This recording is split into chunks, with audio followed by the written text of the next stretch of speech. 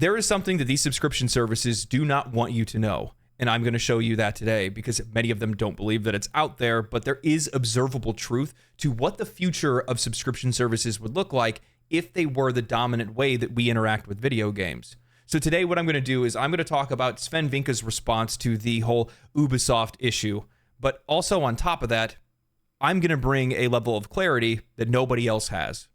In response to the Ubisoft exec that says gamers need to get comfortable not owning their games for subscriptions to take off, Sven Vinke writes, "Whatever the future of games looks like, content will always be king.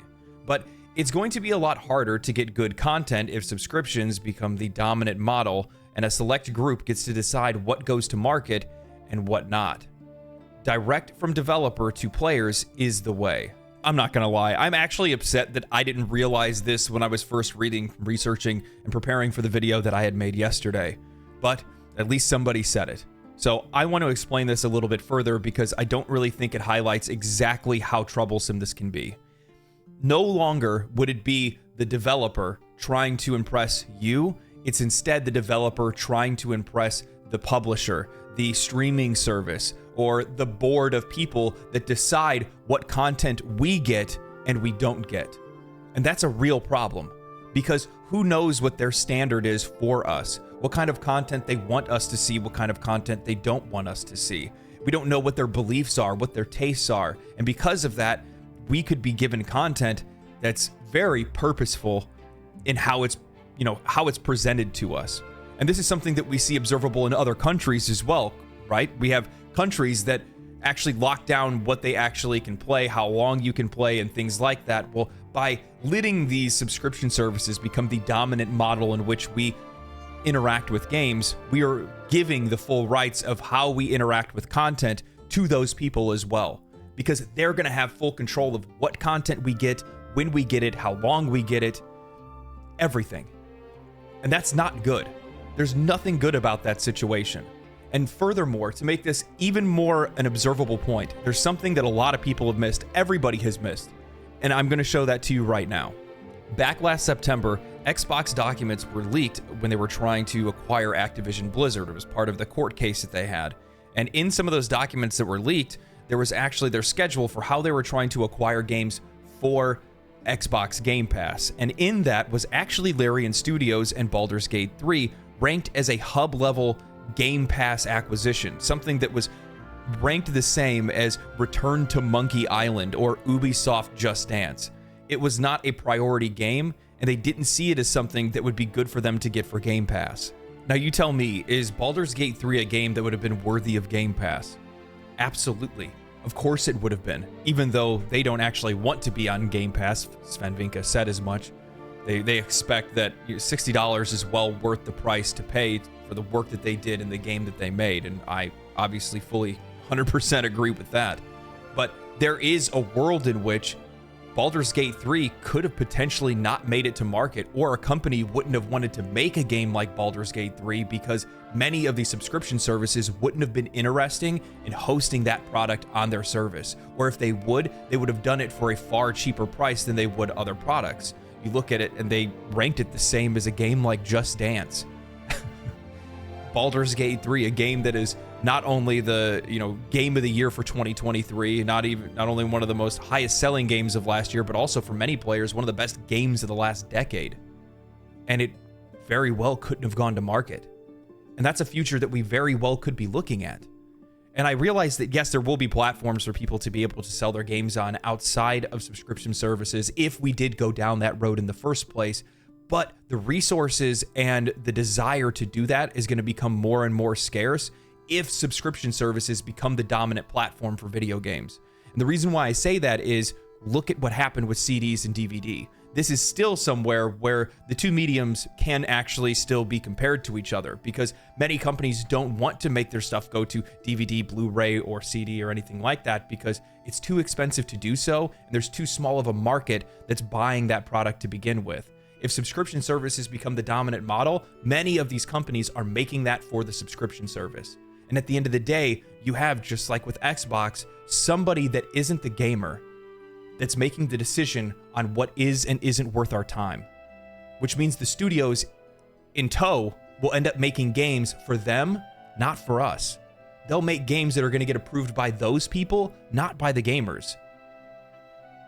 That's just not a world I want to live in. Sven Vinke continues with, getting a board to okay a project fueled by idealism is almost impossible, and idealism needs room to exist, even if it can lead to disaster. Subscription models will always end up being a cost-benefit analysis exercise intended to maximize profit. There's nothing wrong with that, but it may not become a monopoly of subscription services. We already are all dependent on a select group of digital distribution platforms, and discoverability is brutal. Should those platforms all switch to subscription, it'll become savage. In a world by definition, the preference of subscription services will determine what games get made. Trust me, you don't want that. TLDR, you won't find our games on a subscription service, even if I respect that for many developers it presents an opportunity to make their game. I don't have an issue with that. I just want to make sure that the other ecosystem doesn't die because it's valuable. Sven Vinke also replied to somebody's comment saying that I don't agree with this at all. Discoverability has always been an issue. If you're not an established IP or tie your game to a popular IP, Hogwarts Legacy, you're swimming for your life, just like the rest. I don't see how releasing a game at a full price would change that. Sven Vinke responded saying, the point is, in a world that's dominated by subscription models, you won't have a fighting chance. You'll have to convince/pay the management of subscription services instead of the players. In my honest opinion, that's a big setback. Now, Sven brings up a couple really strong points here. One being that many of these studios have very few platforms to sell their games on to begin with. On PC, you have Steam, GOG, and the Epic Game Store, and for consoles, you have Xbox, PlayStation, and Nintendo. But outside of that, while there are some places for studios to still be able to sell games, most of those markets are going to be a little bit more niche, and as such, you're not going to see the same volume of sales off of those platforms as you will others. Just as simple as that.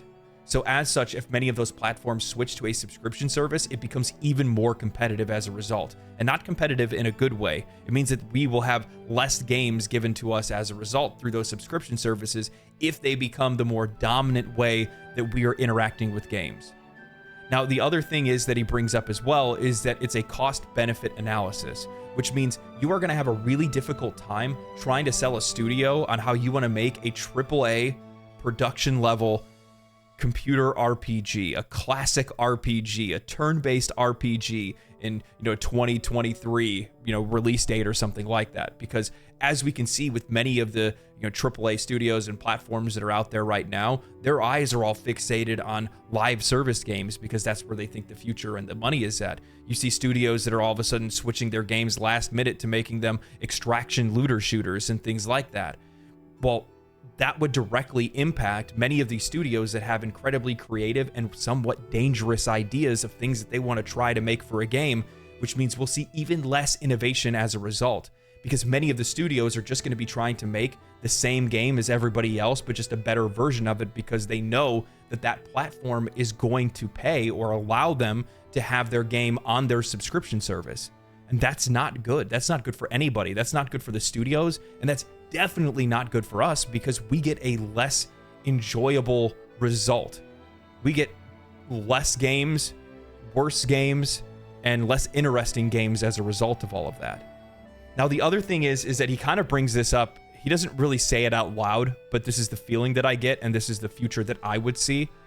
And it's that